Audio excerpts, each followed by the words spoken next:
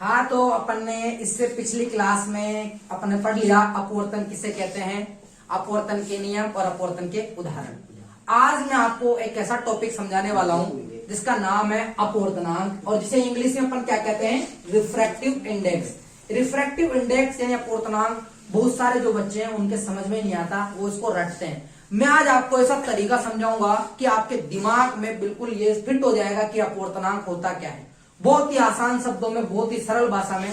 तो आप मेरे इस वीडियो को पूरा जरूर देखें। तो चलिए स्टार्ट करते हैं, अपवर्तनांक किसे कहते हैं, रिफ्रैक्टिव इंडेक्स। तो पहली बात यह है कि अपवर्तनांक, अगर मैं इसी शब्द को दो टुकड़ों में तोड़ूं तो आप समझना, अपवर्तनांक का मतलब है अपवर्तन की घटना हो रही है। क्या हो रही है?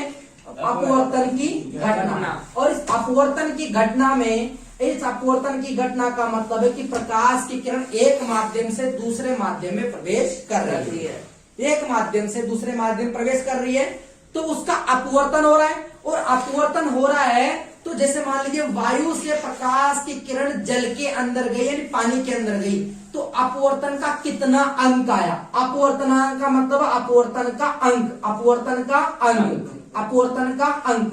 तो कितना अपवर्तन का अंक आया, यानी अपवर्तनांक यानी अपवर्तन का अंक। यह अपवर्तनांक एक संख्यात्मक राशि होती है। पहली बात तो अपवर्तनांक कौन सी राशि होती है? संख्यात्मक राशि। यानी जैसे कि संख्यात्मक राशि में कहूं, पानी का अपवर्तनांक जो होता है, किसका? पानी का। पानी का अपवर्तनांक जो होता है अपन लिखते हैं 1.33। कितना लिखते हैं? 1.33। पानी का अपवर्तनांक हम लिखते हैं 1.33। अब इस 1.33 का मतलब क्या है? एक संख्यात्मक राशि तो है। क्या है? एक संख्यात्मक राशि। अब देखिए आपको 1.33 ये जो आया, जो आप याद करते हो, कैसे आया? क्योंकि अपवर्तनांक ये जो है ये किसी से तुलना करके बताया गया है। जैसे कि मैं बात कर रहा हूं अपवर्तनांक, अपवर्तनांक आया कहां से? अपवर्तनांक जो अपन ने स्नेल का नियम पढ़ा था, साइन आई बटा साइन आर, साइन आई बटा साइन आर, साइन आई बटा साइन आर, ये पढ़ा था अपन ने, पढ़ा था। इसमें जो ये स्थिरांक का जो मान आता है, यहाँ पे जो अपन स्थिरांक का मान लिखते हैं, स्थिरांक, इस स्थिरांक को अपन क्या बोलते हैं? अपवर्तनांक। क्या बोलते हैं इसे? अपवर्तनांक। ये जो स्थिरांक है इसे अपन अपवर्तनांक बोल रहे हैं। तो ये जो अपवर्तनांक जो है, मैं बात कर रहा हूं केवल और केवल, जैसे मान लो कि नीचे तो है जल, नीचे तो क्या है? जल, और ऊपर है वायु। ऊपर क्या है? वायु। ऊपर वायु है।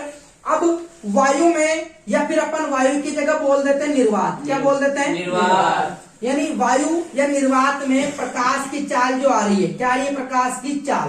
प्रकाश की चाल यानी 3 गुणा 10 की घात 8 मीटर पर सेकंड होती है। होती है नहीं होती है? अब ये प्रकाश की चाल जब निर्वात या वायु में से सीधे जल में प्रवेश करेगी तो इसके वेग में क्या आएगी? कमी। वेग में क्या आएगी? कमी।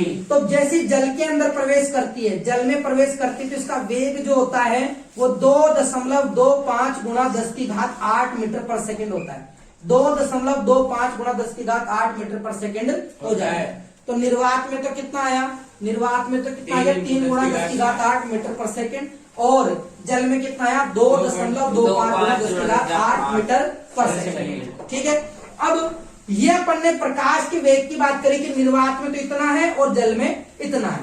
तो अपवर्तनांक यही तो कहता है कि आपको एक गुणात्मक राशि बता रहा है कि वेग में कितनी कमी आ गई, वेग में कितनी कमी आ गई।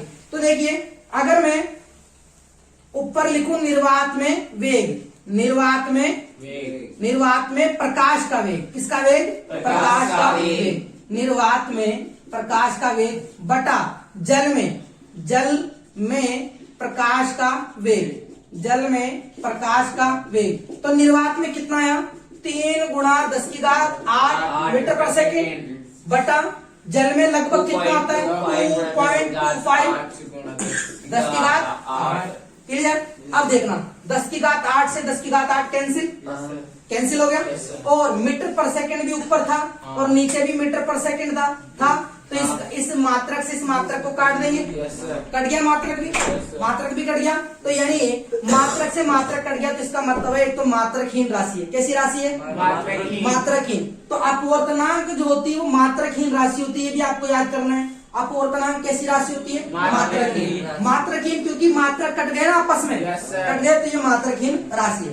अब हम ये जानना चाह रहे हैं कि 1.33 जो पानी का अपूर्णांक आता है, ये 1.33 कैसे आता है। 10 की घात 8 से 10 की घात 8 कट गया, Yes, sir. कट गया। अब आप 3 में आप 2.25 का भाग लगाओ। अगर मैं इस पॉइंट को उठाऊं तो यहाँ पे 2 जीरो ऊपर चले जाएंगे, नहीं, इसका मतलब 300 हो गया। 300 में 225 का भाग लगाओ, लगाएंगे 225 से कम 225 काटा, 10 में से 5 गया तो, और यहाँ 9 में से 2 गया तो यहाँ 75 आ गया। अब नहीं जाता, पॉइंट लगाया 0। अब आप ऐसा फाड़ा बोलो, मेरे हिसाब से 3 बार जाएगा, तो 3 5 15 की 5 6 7 और 3 दूनी 6 काट दिया, ठीक है, वापस से आ गया। अपन एक पॉइंट लगा रखे थे, 1 जीरो और उतार सकते हैं, तो इसका मतलब यह वापस से 3 बार जाएगा। तो क्या ये 1.33 आया नहीं आया? आया।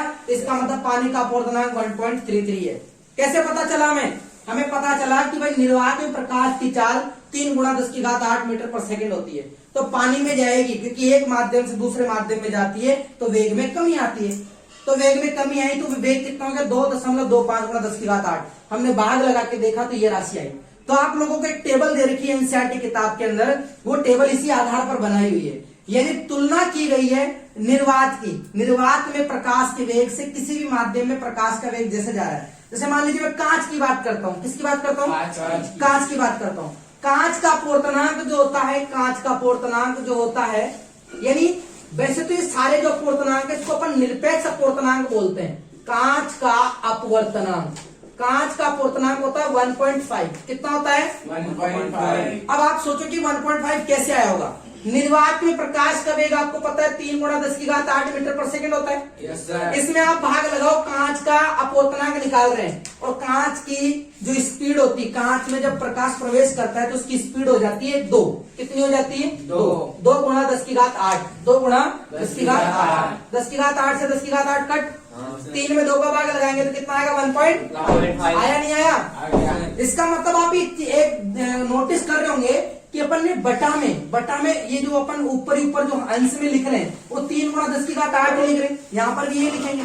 इसका मतलब हम जब प्रकाश के वेग की तुलना करते हैं तो निर्वात से तुलना करते हैं कि निर्वात की तुलना में प्रकाश का वेग दूसरे माध्यम में प्रवेश कर रहा है तो उसके वेग में कितनी कमी आ रही है, कितनी कमी आ रही है, और जो अंक आता है उसी को अपन बोलते हैं अपवर्तनांक। उसी को अपन क्या बोलते हैं? अपवर्तनांक। तो आप लोगों को अपवर्तनांक समझ में आया होगा कि अपवर्तनांक है क्या। एक तो संख्यात्मक राशि है, कैसी है? संख्यात्मक राशि। इसका कोई मात्रक नहीं होता, यानी ये संख्यात्मक राशि भी है और मात्रकहीन राशि भी है। मात्रकहीन यानी इसका कोई मात्रक नहीं होता। ध्यान रखना, कोई मात्रक नहीं होता। क्यों नहीं होता? क्योंकि आपस में मात्रक कट जाते हैं। मात्रकहीन राशि है, मात्रकहीन राशि है। और अलग अलग, जैसे पानी का अपूर्णांक आपको याद ही हो गया 1.33। कैसे आया? मैंने आपको इसका रीजन भी बता दिया। कांच का कितना होता है? 1.5। वैसे कांच दो तरीके के, क्राउन कांच, फ्लिंट कांच, उनके थोड़ा सा वेरिएशन आता है 1.5 to 1.55। हमें केवल अभी कांच का याद रखना है, तो कांच का ऐसे समझ लिया। अब मैं इसका एक सूत्र बना देता हूं जनरल, जैसे अपन ने तो अभी समझा है कि है क्या, तो आप समझ गए होंगे कि प्रकाश का एक माध्यम से दूसरे माध्यम में मुड़ने का जो गुण होता है, गुण, उसे अपन अपूर्णांक कहते हैं। मुड़ेगा ही, क्योंकि जब निर्वात से जल के अंदर जा रहा है तो प्रकाश की किरण जानी चाहिए थी ऐसी, लेकिन माध्यम चेंज होने पर मुड़ गई। कांच आ जाएगा तो कांच में भी मुड़ेगी, अभिलंब की ओर झुकेगी। तो अगर हम तुलना करते हैं निर्वात से, किससे तुलना करते हैं? निर्वात से। तो निर्वात से तुलना करते हैं तो उस अपूर्णांक को अपन बोलते हैं निरपेक्ष अपूर्णांक। क्या बोलते हैं उसे? निरपेक्ष अपूर्णांक। ये हो जाएगा निरपेक्ष अपूर्णांक। यानी नी से अगर आपको याद करना है तो देखो ट्रिक देखिए, नी यानी निर्वात, नी यानी निर्वात, यानी निरपेक्ष अपूर्णांक। आपकी टेबल में, आपकी किताब में जो टेबल दी हुई है उसमें सभी निरपेक्ष अपूर्णांक है। ये भी निरपेक्ष अपूर्णांक है, लेकिन जनरली हम इसे अपूर्णांक ही बोलते हैं। क्या बोलते हैं? अपूर्णांक ही बोलते हैं। है तो वो निरपेक्ष अपूर्णांक। तो निरपेक्ष अपूर्णांक का मतलब है कि जब हम प्रकाश का निर्वात से तुलना करके कि दूसरे माध्यम में जा रहा है तो कितने वेग में कमी आ रही है या फिर बढ़ रहा है, तो वो सब चीजें अपन बताते हैं, तो उसको बोलते हैं अपन निरपेक्ष अपूर्णांक। क्या बोलते हैं इसे? निरपेक्ष अपूर्णांक, यानी एब्सोल्यूट रिफ्रैक्टिव इंडेक्स। इंग्लिश में से एब्सोल्यूट रिफ्रैक्टिव इंडेक्स भी कहते हैं। तो ये बात आपको समझ में आई क्या? Yes. आई। चलिए मैं आपको इसके आगे आपको बताता हूं कि किस तरीके से अपन माध्यम के बारे में और इसका सूत्र क्या क्या लिखते हैं। ये तो मैंने आपको जनरल बताया कि वास्तव में है क्या, अपवर्तनांक है क्या। मैंने आपको रीजन भी दे दिया इसका कि किस तरीके से हम ये मान जो लिखते हैं कैसे आपको याद करना होता है। तो अब देखिए, अपवर्तनांक को हम व्यक्त करते हैं या तो आप किसी किताबों में देखोगे म्यू से या फिर एन से, म्यू से या फिर एन से व्यक्त करते हैं। इसके अलावा अपवर्तनांक के बारे में आप ये और जान लेना कि मान लो मैं लिख रहा हूं यहां पर n और 2 और 1, n 2 1, इसका मतलब क्या है? अगर मैंने लिखा n 1 2, n 1 2, इसका मतलब क्या है? तो ध्यान से समझना, n 2 1 का मतलब है कि जो पहले लिखा हुआ है ना, ये पहले लिखा हुआ है, तो इसका मतलब है माध्यम, ये माध्यम है, माध्यम 2 और माध्यम 1, माध्यम 2 का माध्यम 1 के सापेक्ष अपवर्तनांक, सापेक्ष क्या होगा? ये अपवर्तनांक, माध्यम 2 का माध्यम 1 के सापेक्ष अपवर्तनांक होगा। चलो अब आप बताओ n12 का मतलब क्या होगा? n12 का मतलब पहले लिखा हुआ है ना, माध्यम 1 का माध्यम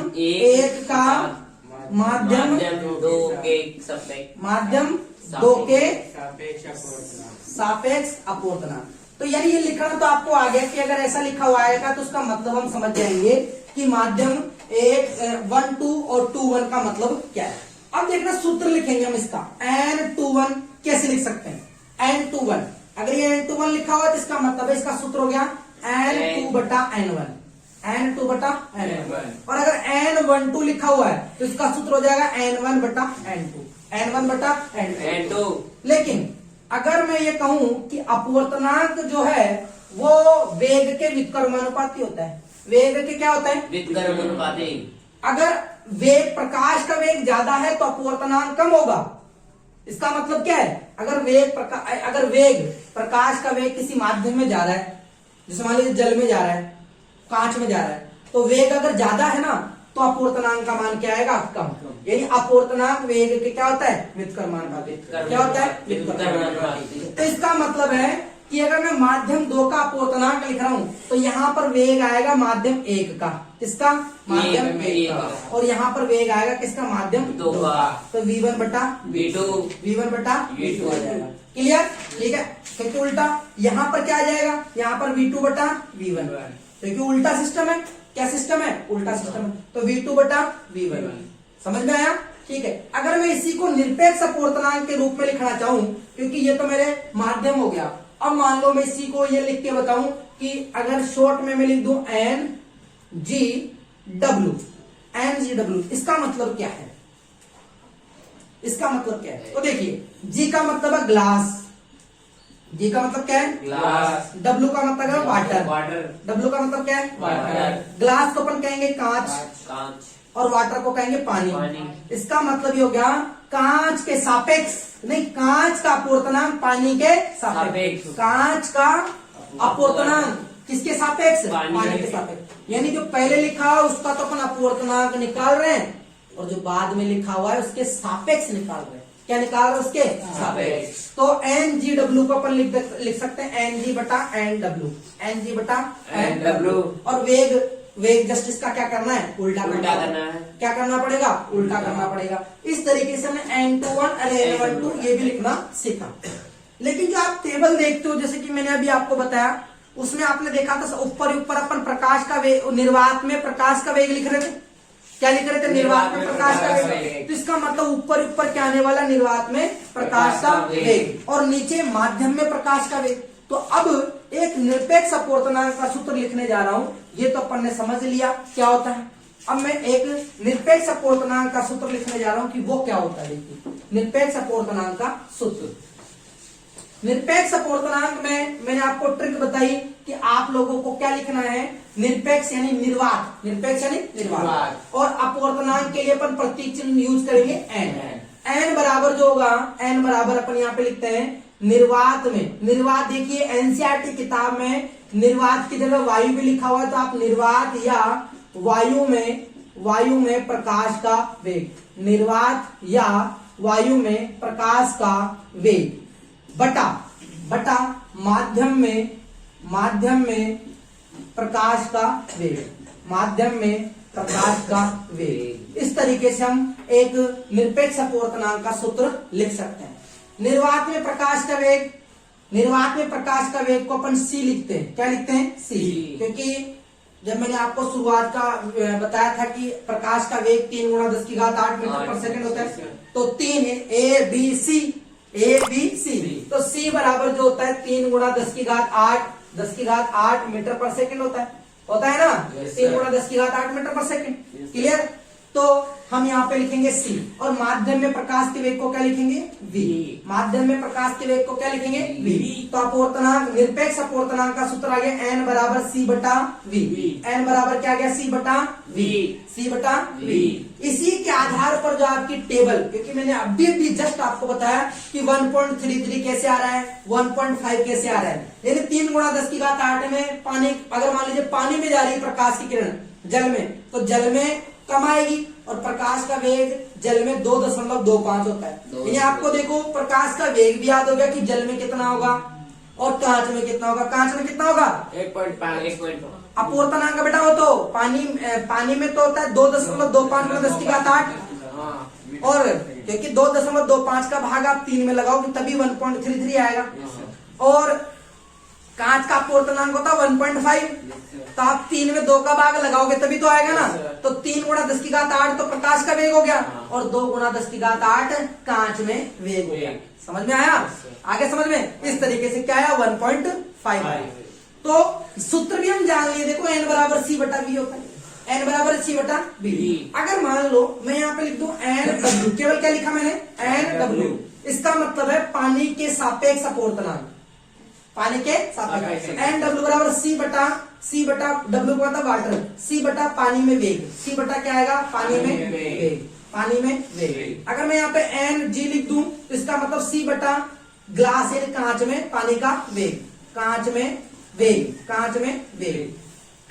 वेग। इस तरीके से हम अपवर्तनांक के सूत्र को अपवर्तनांक से भी लिख सकते हैं, और इसके अलावा हम किससे लिख सकते हैं? प्रकाश में वेग। तो वेग के आधार पर भी हम अपवर्तनांक का सूत्र लिखते हैं। किसके आधार पर? वेग के आधार पर। यानी अपवर्तनांक अंक देगा आपको कि कितना गुना, जैसे आप लोग पढ़ते हो मैग्निफिकेशन, आवर्धन क्षमता पढ़ते हो ना, आवर्धन क्षमता, यानी कितना गुना बड़ा प्रतिबिंब बनेगा, कितना छोटा प्रतिबिंब बनेगा। यहाँ पर अपवर्तन की घटना हो रही है, तो यहाँ पे प्रतिबिंब तो बन ही नहीं रहा। अपवर्तन की घटना हो रही है, अपवर्तन की परिभाषा ये होती है कि वेग या फिर चाल में परिवर्तन आना। जब प्रकाश की किरण एक माध्यम से दूसरे माध्यम में प्रवेश करती है, तब उसके वेग या फिर चाल में वेग चाल एक ही है, बस सदिश का अंतर होता है, और दिशा में परिवर्तन आना। तो समझ में आया क्या? आया समझ में आपको अपवर्तनांक समझ में आया? देखिए अब यहाँ पर कुछ और इंपॉर्टेंट बातें मैं आपको बताता हूं कि केरोसिन का तेल, केरोसिन बोलते हैं, किताबों में कीरोसिन भी लिखा हुआ, कीरोसिन का तेल जो होता है इसका अपवर्तनांक होता है 1.4 लगभग, और पानी का जो होता है उसका होता है अपवर्तनांक 1.33। तो बताओ ज्यादा किसका हुआ? केरोसिन का। इसका मतलब ये है कि केरोसिन का तेल अगर आप देखो तो सघन, यानी पानी में डेंसर जो कहेंगे अपन, मान ये ज्यादा आ रहा है। अरे ये मान अगर ज्यादा आ रहा है, मैंने आपको बताया था n बराबर होता है c बटा v। अगर ये वाला मान ज्यादा आ रहा है, इसका मतलब ये वेग क्या होगा? कम। क्या होगा? वेग कम। ये वाला मान, इसकी तुलना कर रहे हैं अपन पानी की, तो हम कह सकते हैं कि केरोसिन के तेल में जब प्रकाश की किरण वायु से यानी निर्वात से किसमें प्रवेश करे? केरोसिन के तेल में, तो प्रकाश का वेग पानी की तुलना में कम हो जाएगा केरोसिन के तेल में, इसलिए उसका अपवर्तनांक ज्यादा आता है 1.44। और अगर पानी प्रकाश जो है वायु से यानी निर्वात से किसमें प्रवेश करे? अगर पानी में, तो उसका वेग थोड़ा इसकी तुलना में ज्यादा हो जाएगा, इसीलिए मान क्या आता है? 1.33। वेग ज्यादा होगा, क्योंकि वेग ज्यादा होगा तभी तो ये मान बढ़ेगा। Yes, sir. तो यानी हमने यहाँ पे समझ लिया कि केरोसिन का तेल जो है उसका अपवर्तनांक पानी की तुलना में ज्यादा होगा। यानी सघन जो है, इन दोनों में से सघन कौन सा हुआ? सघन कौन सा हुआ? केरोसिन हुआ। जैसे मैंने आपको बर्फ और पानी के लिए बताया था, बर्फ और पानी, तो बर्फ और पानी में भी जो सघन होता है वो कौन होता है? पानी। बर्फ तो क्या होता है? विरल। क्योंकि बर्फ का अपवर्तनांक जो है वो पानी की तुलना में ज्यादा आता है। उसका कारण भी मैंने आपको बताया। तो इस तरीके से अपन अपवर्तनांक के बारे में ये बातें जानी, और हम ये भी जान गए कि किस तरीके से इसका सूत्र लिखा जाता है। तो आप लोगों को अपवर्तनांक समझ में आ गया होगा। अब इसके बाद में हम और नया वीडियो लेके आएंगे जिसमें अपन इससे आगे की घटनाएं पढ़ेंगे। ठीक है, थैंक यू।